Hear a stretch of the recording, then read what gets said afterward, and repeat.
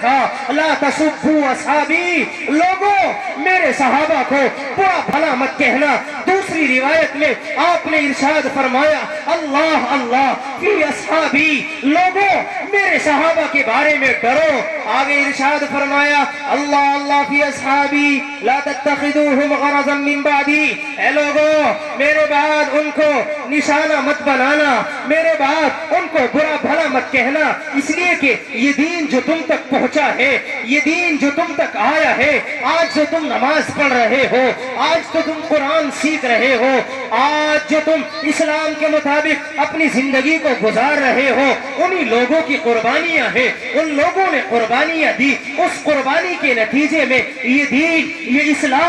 اسلام کی تعلیمات، یہ قرآن ہم تک پہنچا ہے۔ اللہ کے نبی علیہ السلام نے ارشاد فرمایا لوگوں صحابہ کو برا بھلا مت کہنا، اگر تم صحابہ کو برا بھلا کہو گے تو اللہ تمہیں دنیا میں بھی عذاب میں گرفتار کر دے گا، اللہ تبارک و تعالی تمہیں دنیا میں ہلاک و برباد کر دے گا، اللہ تبارک و تعالی تمہیں دنیا میں ذلیل و رسوا کر دے گا۔ آگے فرمایا فَمَنْ أَحَبَّهُمْ فَبِحُبِّي أَحَبَّهُمْ، جو صحابہ سے محبت کریں گے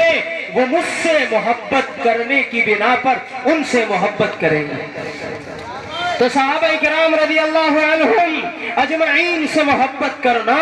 گویا کہ اللہ کے نبی علیہ السلام سے محبت کرنا ہے۔ اور آگے فرمایا فَمَنْ أَبْغَضَهُمْ فَبِبُغْضِي أَبْغَضَهُمْ، اور جو لوگ ان سے دشمنی کریں گے، جو لوگ ان سے عناد رکھیں گے، جو لوگ ان کی زندگیوں پر، ان کے کردار اور ان کے کریکٹر پر انگلیاں اچھالیں گے، تو آقا مدنی جناب محمد الرسول اللہ صلی اللہ علیہ وسلم نے ارشاد فرمایا کہ جس نے صحابہ کو برا بھلا کہا اس نے مجھے برا بھلا کہا۔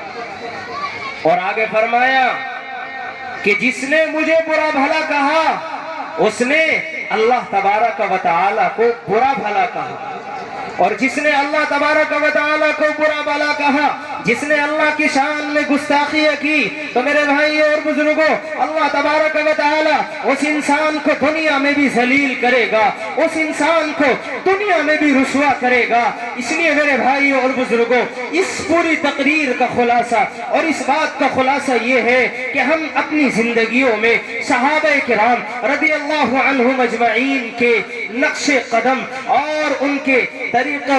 طریقے کو اختیار کریں اور ان کے نقش قدم پر اپنی زندگی کو گزاریں۔ انہوں نے جس طریقے سے زندگی گزاری، انہوں نے جس طریقے سے قربانیاں دی، انہوں نے جس طریقے سے اس اسلام کے لیے اور اسلام کی تعلیمات کے لیے انہوں نے قربانیاں دی ہیں، ہم بھی ان کی قربانیوں کو اپنی زندگی میں داخل کریں۔ اگر آج ہم نے صحابہ کے طرز عمل کو چھوڑ دیا، صحابہ کرام رضی اللہ عنہم اجمعین کے نقش قدم پر اگر ہم نہ چلے تو میرے بھائیوں اور بزرگوں ہم دنیا میں بھی ذلیل ہو جائیں گے، دنیا میں بھی ہم رسوا ہو جائیں گے، اور دنیا میں بھی ہمارا کوئی ٹھکانہ اور کوئی مقام نہیں ہوگا۔ اس لیے ہم صحابہ کرام رضی اللہ عنہم اجمعین کی زندگی کے مطابق اپنی زندگی کو گزارے۔ اللہ تبارک و تعالی مجھے بھی اور آپ کو بھی عمل کرنے کی توفیق نصیب فرمائے۔ وما توفیقی الا باللہ۔